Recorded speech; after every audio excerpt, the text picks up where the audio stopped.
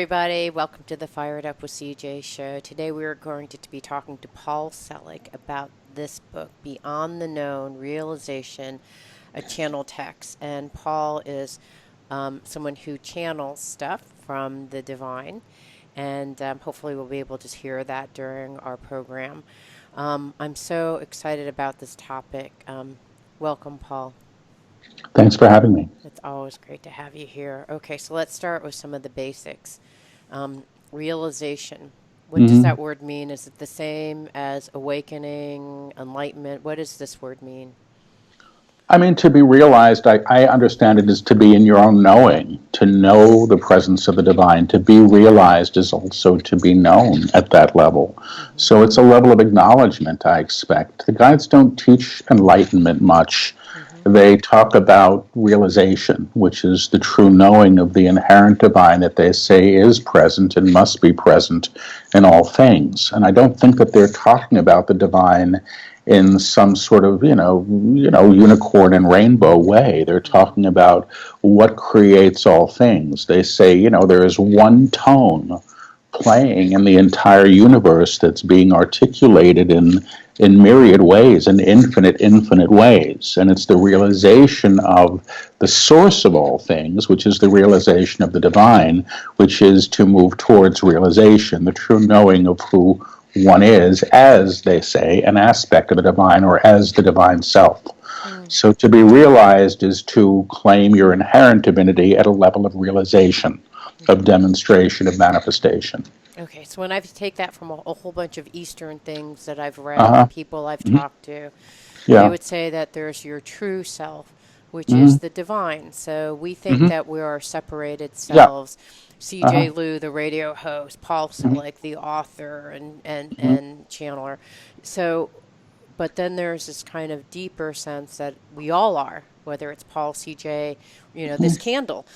It's our divine nature or true selves, which is this kind of energy that runs through all of us that is both divine. Is that what you mean by it? Yeah, I think so. I mean, the guides talk about this a lot, and they have, from the very beginning of their teachings. And this is, I think, Realization is the 7th book that they brought through. And all the books, and I always have to say this, are, the unedited transcripts of the channeling sessions. And Realization in the last few were done publicly in front of audiences. I mean, all of it. So, yes, that is what they're saying. I mean, they talk about, the small self, which is basically as a structure. It's an idea of who we are, and it's the idea that we use in commerce here with everybody else and everything else, and that there's a reason for it, but that we've mistaken our true nature for the mask that we've worn. And the process that they're taking us to, if I understand this, through these teachings, is the lifting to our true self or our essential self. It's a rearticulation of being, of who and what we are, without the need to make the mask primary to expression. So, one of the first things that I ever heard, and I always say that I'm like 99% sure that I heard this, in channel when I was in my early 30s, which is, more than 20 years ago now. I heard, and I was struggling then, and I heard this thing, and I wrote it down, which is why I'm pretty sure I heard it in channel. I heard, freedom will come when the throne relinquishes its king. And I didn't understand what the hell that meant. But I think that's the essence of the teaching, which is who sits in the throne. What aspect of the self is ruling? And the guides have said, the small self or the personality structure rules a small kingdom.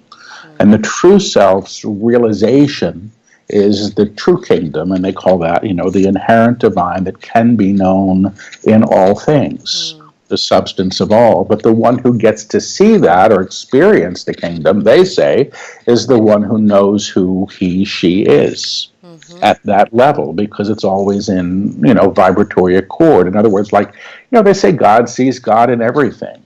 So as you begin to operate through that level of consciousness and with that level of consciousness, which they say, and this is the real pain in the ass about this stuff, is that you can't exclude anything from it. If God is all things, you don't get to decide and cherry pick what's holy and what's not. They say, the presence of the divine is what's holy. We have free will. We can screw up all we want to and learn through what we choose. But, what you don't get to do at this level, I guess, is decide what's allowed to be of God and what's not. And they say these very simple things like, and again and again and again, they say, then you can't be the light and hold another in darkness. Or what you damn damns you back. It's really simple. What you bless blesses you in return. And this book, Realization, is a lot about the teaching of blessing and lifting to a higher level of realization, which you can't do when you've already made up your mind about what things should be based upon all of the inherited structures that we've acclimated to, or what the personality demands to be known as. So I don't know if this is making sense, but is. yeah. I'll have like 1,000 questions, so I want to follow up. So you'd said that the small self, which sounds like in some terminology they'd call it you described it as our personality or ego or mass that we put on to interface with other folks. It's the idea of who we think that we are. Yeah. And you said that there's a reason for it. Aside from an interface, what's the reason for having our ego? It's one of the things we learn through, as far as I understand it. I mean, this is all learning. I don't get anywhere in any of these texts that the guides are making the small self bad, or even, I would suggest, inferior. It's another way of operating, and it's not the highest way, if I understand it. But the guides have said, if you all want to blow yourselves up, you can learn through that. It's not the highest way to learn, the value of the sanctity of life. But, you will learn through whatever you choose. So, they say these things, and they're challenging to me. I mean, they've said, more than once, they say, the rich man and the beggar are both learning lessons of prosperity. They're just learning them in different ways. And it's you who make one higher than the other, which is our frame of what you should be or what you should aspire to. Because both are valid things to learn through.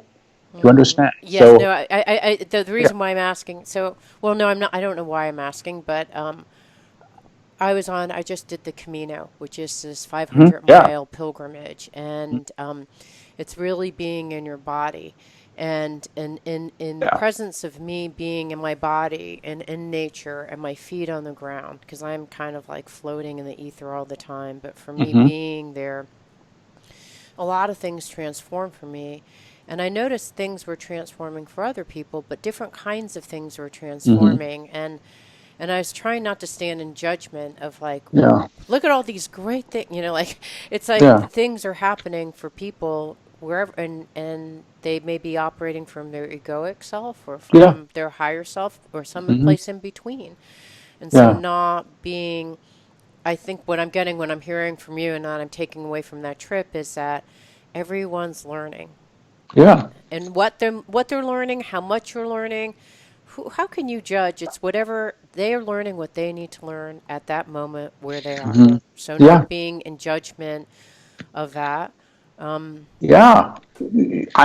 my sense. When I was in my late 20s, and I was really just opening up in sort of significant ways, and deathly poor and really unhappy. And there was a point at that time where I just thought, it wasn't going to go away. It wasn't going to get any better. And I finally sort of prayed on it and let it go, And I woke up, and this was after months and months of feeling pretty oppressed by my own mind and my own energy.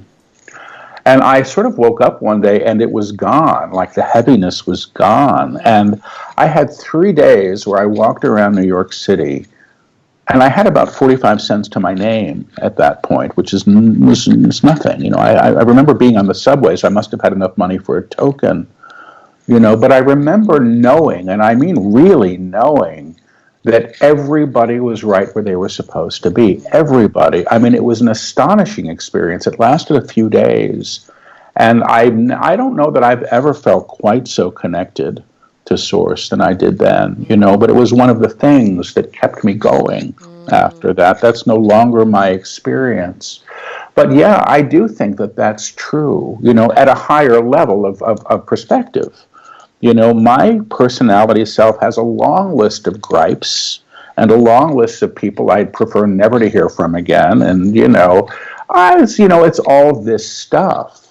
But when I'm able to lift to a higher level of awareness, I can understand sort of the inherent grace that's present in so much. Mm-hmm. It's literally impossible for me to do Mm-hmm. from my personality self, which is, basically, a giant child throwing a tantrum, demanding the world adhere to what he thinks the world should be. Right. And I'm not condemning the small self. I'm just saying that's how mine is, especially Oh, today. well, it's funny because during the Camino, so a Camino is walking your path, all right? Yeah. That's the idea. I think that's Camino is called the path or the way. Hmm. It's like the Tao, right? And so everyone, and when you walk along, people just out of custom say Bon Camino. And the attitude is like everyone is doing the Camino their way. So if someone's actually deciding to do the Camino in, a wheelbarrow, whatever, they're trying to do it nude, no shoes, like Hmm. don't stand in judgment. It's what they're doing is what they need for themselves and Hmm. not to stand in judgment of that. And one of the things that I was trying to do during that, I'm heavily in that mode. I'm for whatever reason I have that personality, and it was really helpful to be like, just let them do life their Yeah. way. Why Yeah. do you have to care if they're going to go nude in a wheelbarrow, no shoes, with no sunscreen? What the, that doesn't matter to you. Let them do what they want to do if that's what Yeah. they want to do. I agree. So that was I actually one of the agree. best learnings from that experience. Hmm. All right, so in this book, Realization, you talk about the upper room. Yeah. What is that idea? Well, I'll try to explain it. At the very end of the last book that they published, which was the Book of Freedom, at the very end, they said, there's a doorway, there's a threshold, and everybody's welcome. Come, come, come, come, come. They're inviting everybody across this threshold to their new life. And they said, which struck me, they said, Paul, you get to come too. You know, but up until that, I had actually used to hear that, my job was to hold the door for other people. My job Oh, was, and in retrospect, I think the door that I was holding, the doorway, are the books, and that's my job, is to hold the doorway with the book. The books are the doorway, and I said, well, now I get to come. So that was nice. And then shortly thereafter, I was channeling at the Esalen Institute. And at the end of a 5-day workshop, they brought through the upper room. And then they said, everybody come, they brought everybody to this level of wow. energy. We're all like going, what the heck is this? Because it was an enormous feeling. And then I had to do a 2-day workshop right after that. And they started the workshop in the upper room. They said, this is our Wow. classroom now. This is where we teach. And what they've said was, that we're operating in an octave. This our shared reality. They call it an octave. They don't talk about dimensions, but they say an octave has high and low notes, and they say any piece of music can be transposed and played in any octave into infinity. There's no end. You can play the note G from now and into a million years. There will always be a higher G to play. Mm, And so what they talk about the upper room as is the next octave. They mm, say there's sort of a false ceiling that we've all been mm, in agreement to about what we're allowed and how much we're allowed to progress and what that means. And they've described the upper room kind of as what happens when you sort of punch through the false ceiling, mm, and then you begin to operate at this level. Now, for me, it's an experience of being there when I'm there, and the mm, acclimation to it's a whole other thing. And the book that they channeled after that seems to be very much about the passage between the two octaves and what one undergoes, which really is about the releasing of the mask mm. and also the attending to all the crap that the mask has been hiding, which isn't Mm, necessarily present. So this is in no way mm, any kind of teaching of bypassing. It really is a mm. teaching of, deal with your stuff. Okay, I Put have your like 1,000 questions that popped up. So, okay, when good. you stepped into the Yeah, world with all these people at the yeah, same time, like you're stepping through it as you're channeling us, I can't even imagine what yeah. that felt like. But you said that there's experience and acclimation. So help Yeah. us, if you could. I know these things are hard to explain, but what was the experience and acclimation you had? Well, I'm not saying I've acclimated to it. I'm still working with it. I'll explain it this way. In prior books and teachings, they've delivered these attunements. And there's a very specific one. I know who I am in truth. I know what I am in truth. I know how I serve in truth. I am free. I am free. I am free. And they've explained these things all as notes played on a piano, but you're the piano. It's your field in intonation. Wait, And they, just for folks who are not sure, familiar, an attunement is huh? something that you say out loud, and when you And say out loud, it actually vibrates you at what you need. You're exactly. like, it's like your Yes. phone call to like, "Hello, I'm here." It's you say the attunement. Okay, sorry, go ahead. Exactly. Yeah, exactly. It's done through language. So Yeah. people that have taken Reiki and things like that, their teacher perhaps attuned them through their hands. This is attunement through language. Mm-hmm. And when you work with the attunements, people often can feel the energy. Mm. And the guides, which is nice because if I didn't feel the energy and if the energy didn't come through in these groups, I would have to question the teachings. Mm. But because the energy is so palpable, it helps me to trust this whole passage And can I that ask they're you taking us can I through. ask you a Yeah, favor? Can you repeat it and have I'm going to repeat it after you so that the sure. audience can repeat it so they can be at the same vibrational field, okay? Sure. So can you say it again? Uh-huh. I know who I am in truth. I know who I am in truth. I know what I am in truth. I know what I am in truth. I know how I serve in truth. I know how I serve in truth. I am free, I am free, I am free. I am free. I am free. I am free. Okay. So the guides say these are all as notes on a piano. Mm-hmm. When all of those notes are played simultaneously and in alignment to them, there's another claim, which is the claim I have come, which is the divine self in its express state. For years, the guides have been talking about a chord, vibrational accord, and they've said A-C-C-O-R-D or A-C-H-O-R-D is on a piano. I've heard it so many times, I was just fed up with it. But now I understand what they meant, which is this is the chord. This is the chord played. And so at that level, you're operating with a very different expression. And again, these things are very palpable when you work with them. What the guides do with people and what the book is doing, because you don't need me, thank God, to do this stuff, because I'm happily not going to always be doing this. I'll go find a nice mountain cave to retire in, what the guides do is they lift us to what they call the upper room. And it really is, again, a simple claim. So if I say I have come, that's like I've arrived. I have come through the door. Is that the idea? Well, yes, but it's not the small self that says any of this stuff. And I have to, so that people don't think this is about the personality being divinized or being given superpowers. That's not it at all. The aspect of self that you work with when you're making these claims, they say it's the true self. They say the true self or the divine spark knows who it is, knows what it is in manifestation as you, and knows how it serves, which is how it's most fully expressed. That's what the claim means. And then the next claim is, I am in the upper room. I'm in the upper room, okay. And when this is done, and this is done with the work, and these aren't magical incantations, they're energetic alignments. Most people feel the energy just go kind of whoosh. It's kind of remarkable. It's a bit of a lifting. The claim I have come, which is the attunement of the Book of Realization, is indeed a claim of manifestation. And it's different from the others that I've experienced. All of the attunements seem to have a bit of a different torque. The good news is I get to do these often in groups. So I get to sort of feel the energy as the group is working with it and they're reporting back their experiences.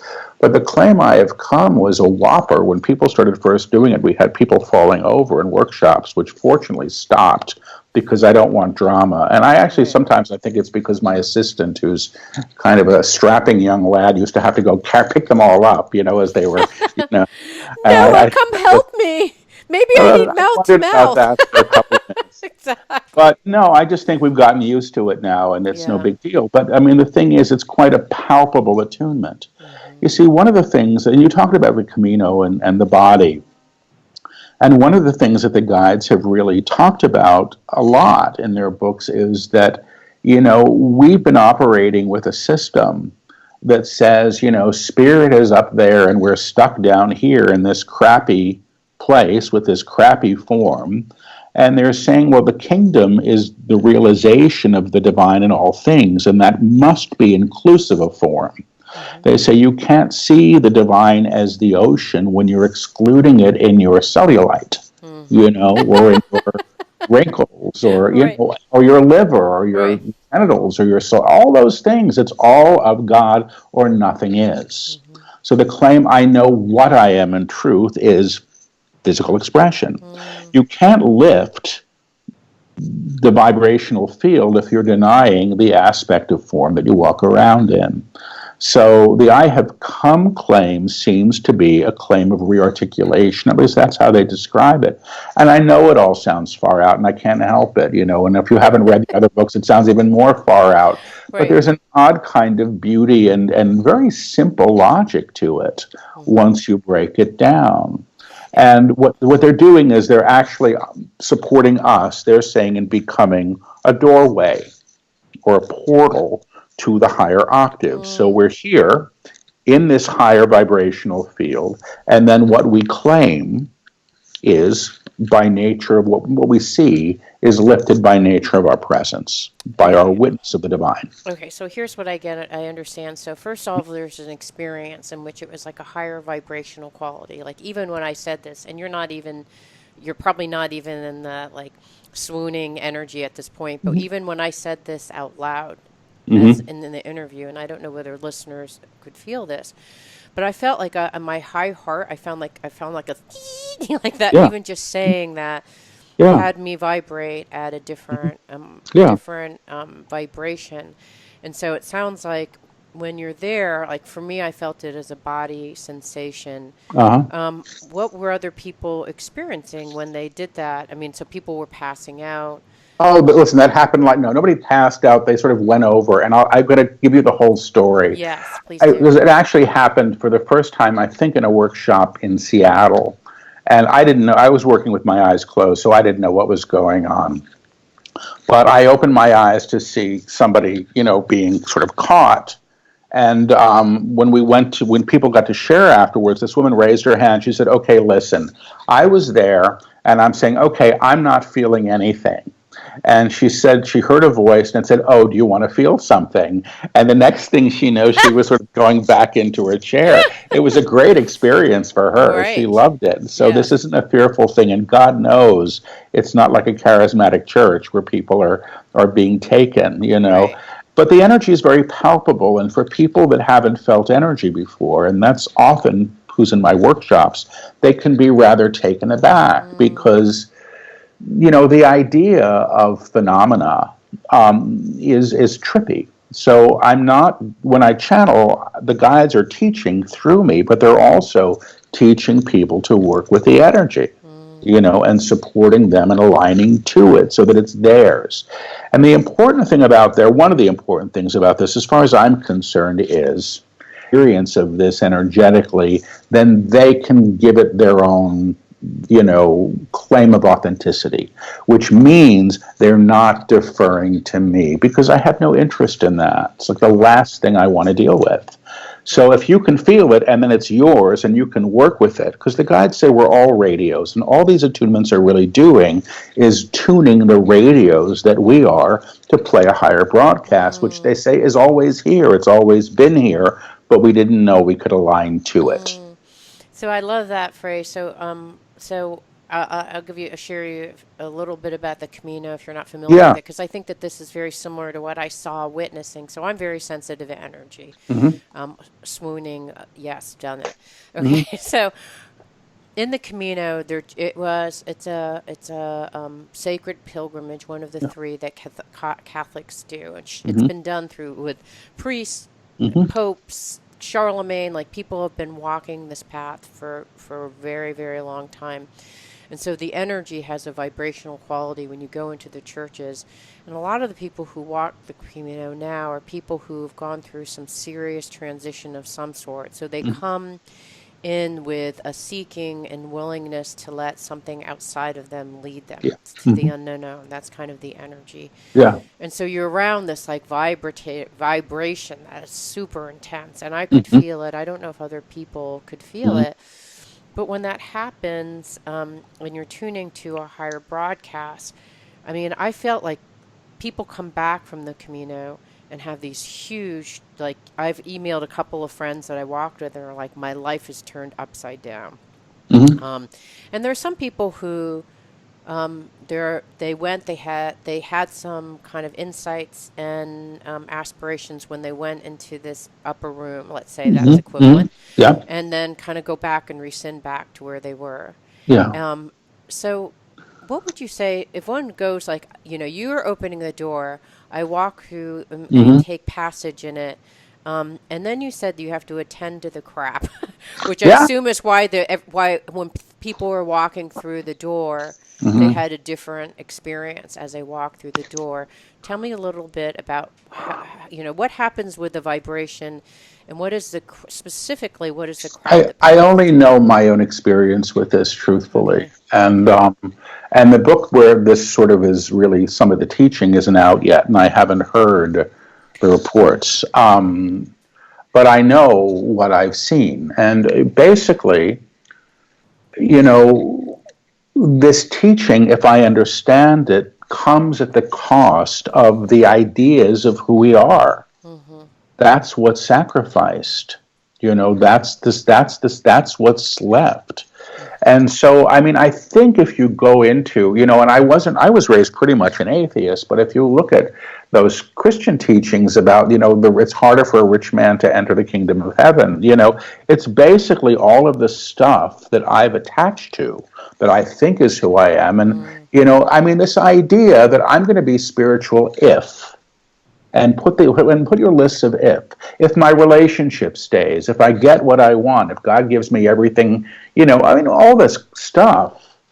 In some ways, I suspect what is happening in this process is, they call it rearticulation. It is a re-rendering of self at the cost of the old. And the guys just say it's at the cost of the old.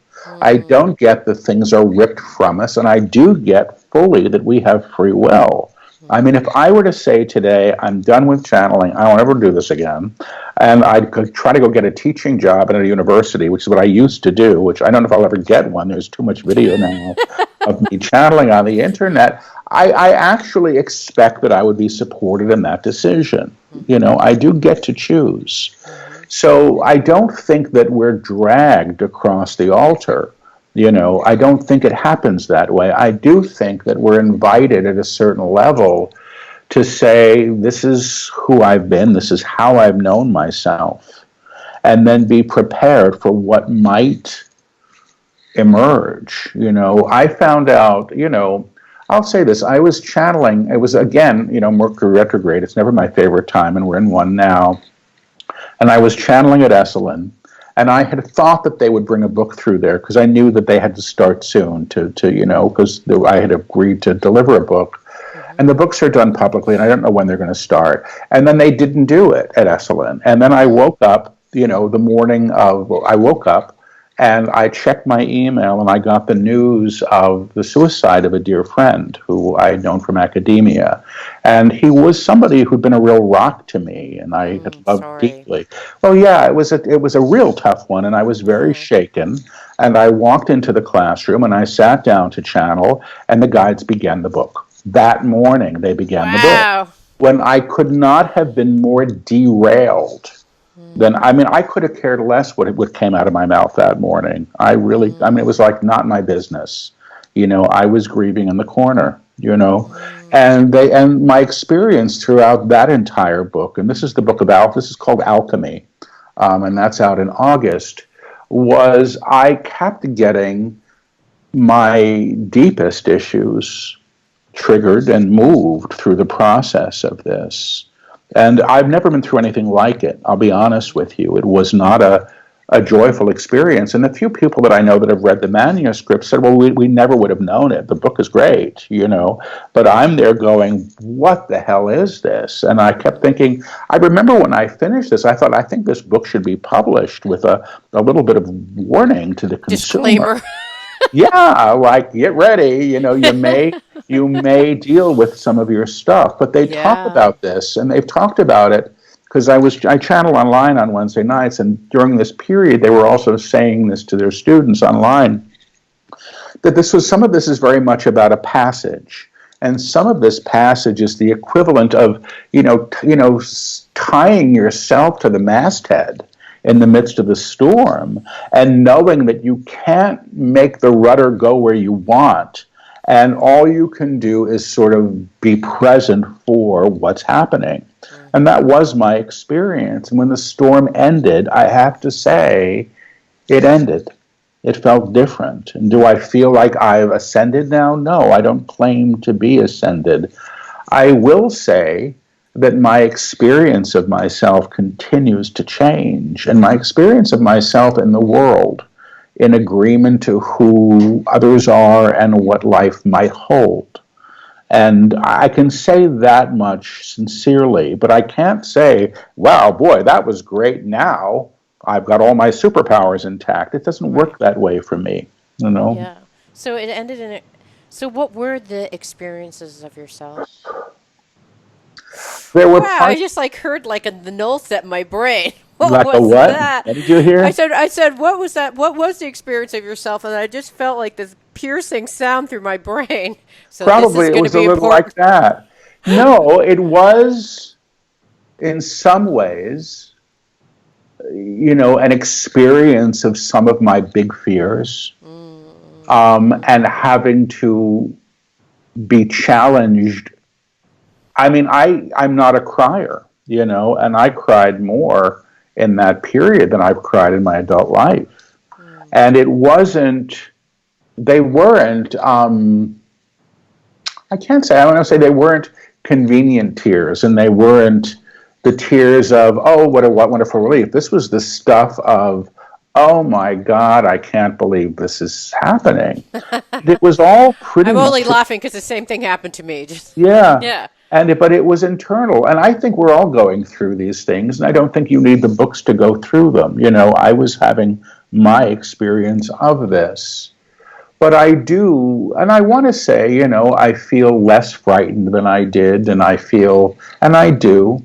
But I can't explain the whole experience yet still, because I still feel that I'm integrating it. I mean, the last book was delivered to the publisher about a month ago, and the channelings were completed maybe 4 months ago now in a workshop in Berkeley. It took about 3 months with weekend workshops and 5-day workshops, and they just did it over the weekends and in the workshops, and the rest of the time I was just trying to live my life until I'd go back in and they'd start the dictation up again on the books. But that's how they've all been now. So I don't want to spook people from this. I think it was highly productive. But this has never been, and the guys have said this, a convenient teaching. There's probably a reason I'm not doing this on cruise ships. You know what I mean? It's not, let's go to the channeling and then have the all-you-can-eat buffet. I would love it.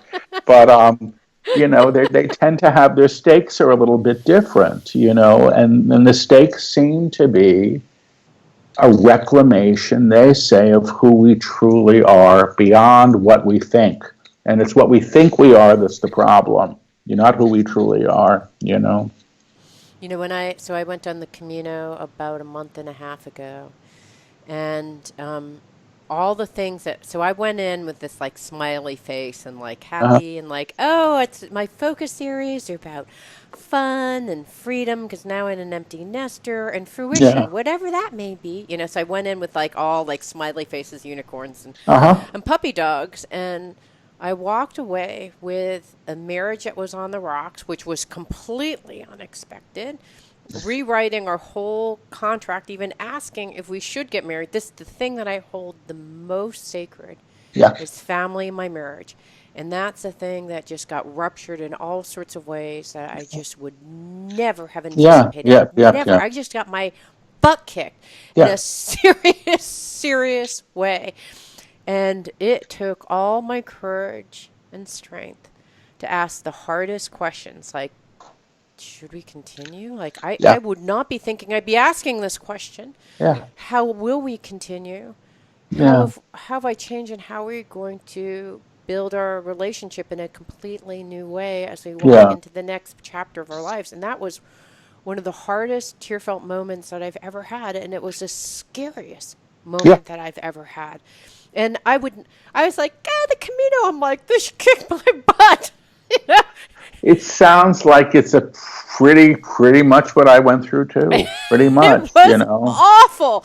And if it was just like, I don't know if I'm like, and here's the thing on the other side of it, I can tell you that not asking those questions, I think, is the misfortune, because people roll into their lives without ever asking. They just continue without asking those hard questions, like, is this what I want? Like, you thought this was sacred, but know that even sacred things have their fracture points. And know that, everything can be everything that you've defined your life ago can be gone like that. Yeah, exactly right.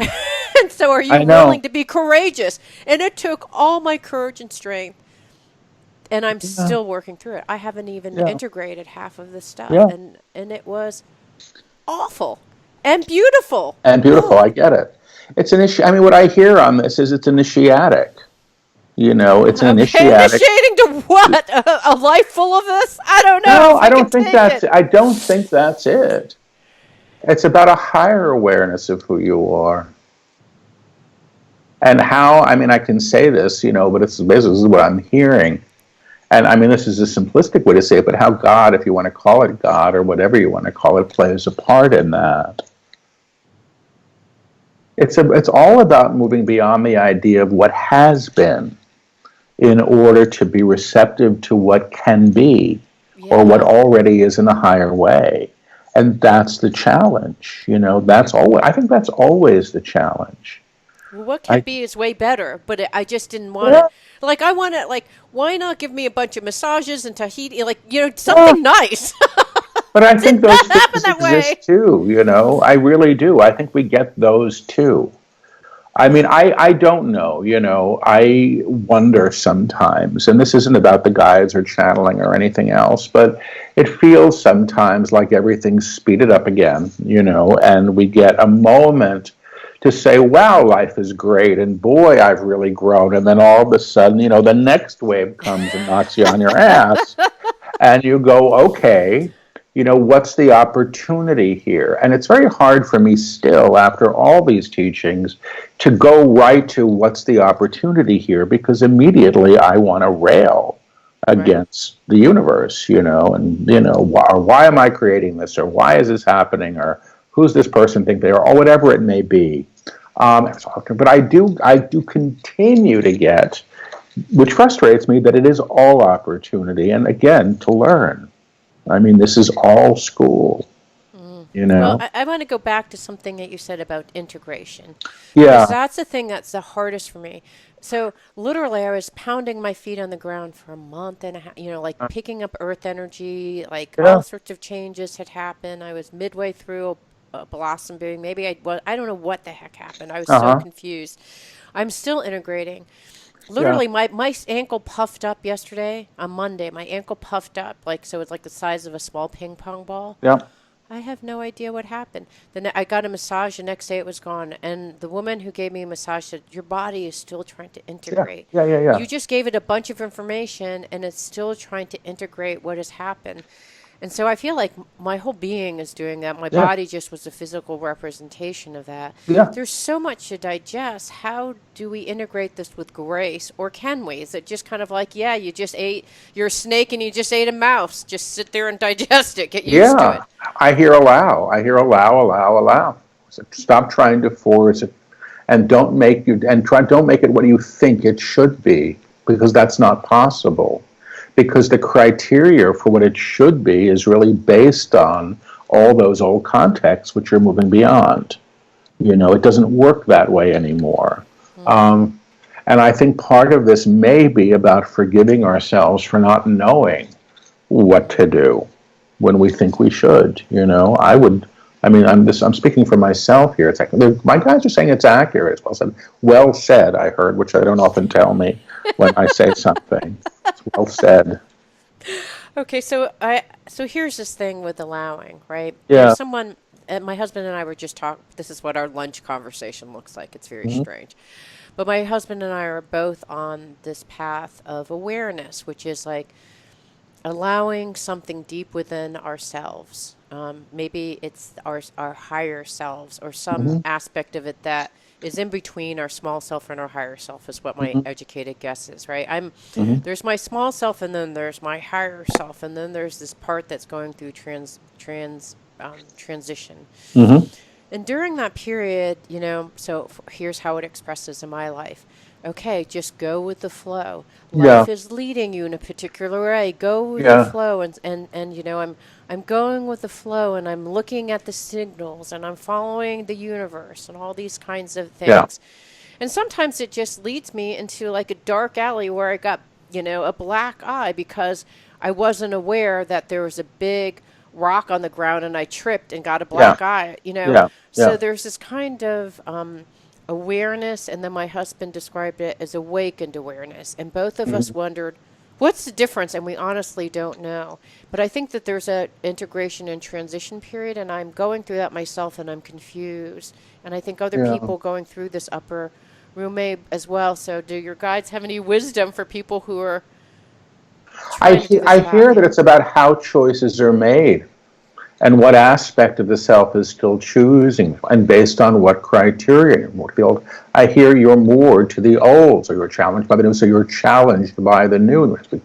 They're saying the awareness you're speaking to is the acknowledgement is the acknowledgement of the presence of the divine, no matter what you think, no matter what you think. That is true awareness, that is true awareness. That cannot be misled. Then you cannot be misled. Your idea of where you should have gone, for desired outcome is still imprinted in your field. It shadows you in some ways. Until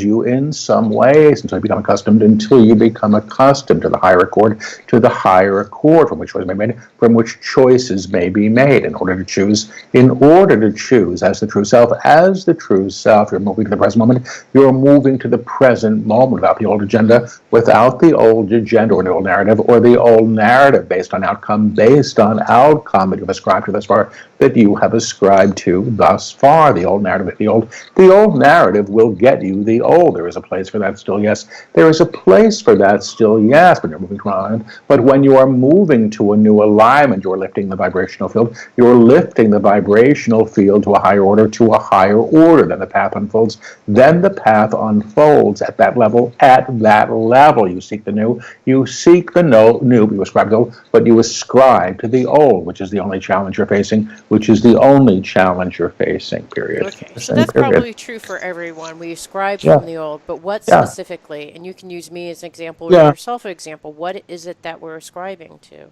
You really want to get into this one. We'll be here for another hour, but it's basically, I get that a lot of it's the meaning things have had and the narratives that things have been ascribed meaning to. So I'm going to put it this way. This is the example that they've used, and I think it's in Realization in the new book, where they talk about a painting, and they say, there's one paint that makes up the painting. It's got different colors, different pigments, and the different pigments are laid out on a canvas in shape and order.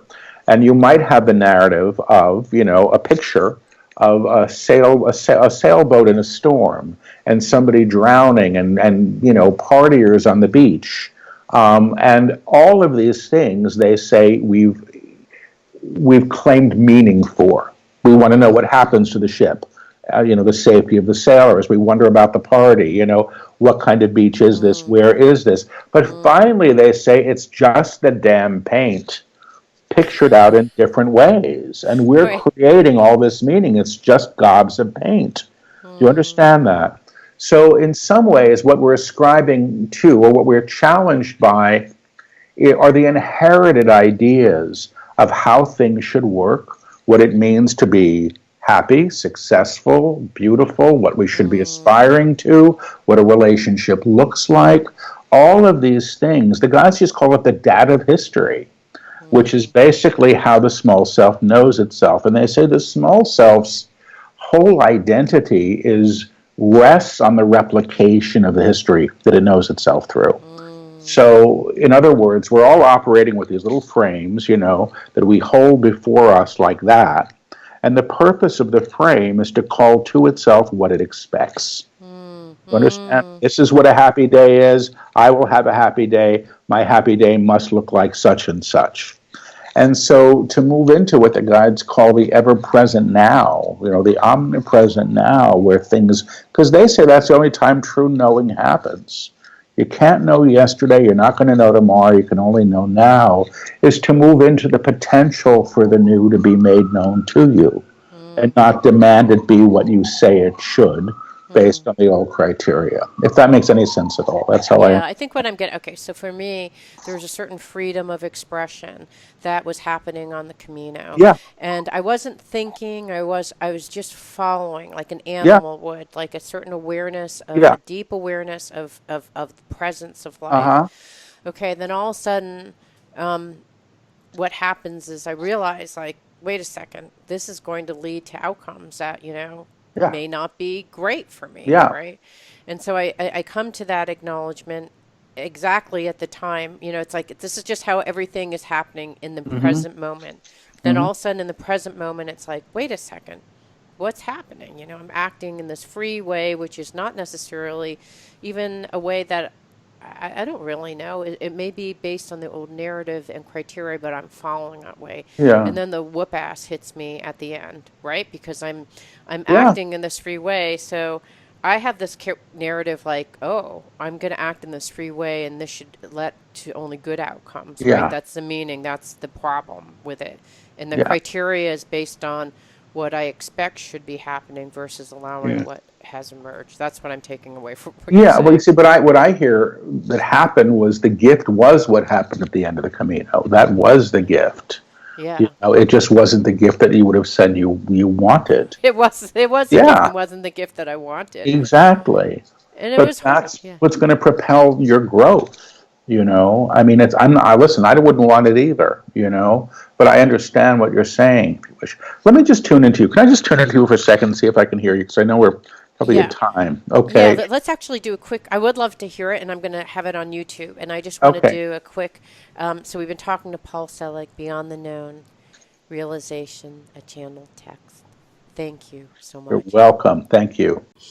It means so much to me that you're listening to the show. I would love your support in any way by giving me comments below, or to subscribe to the show, or share the show with friends. Thank you again for your support. Love and blessings.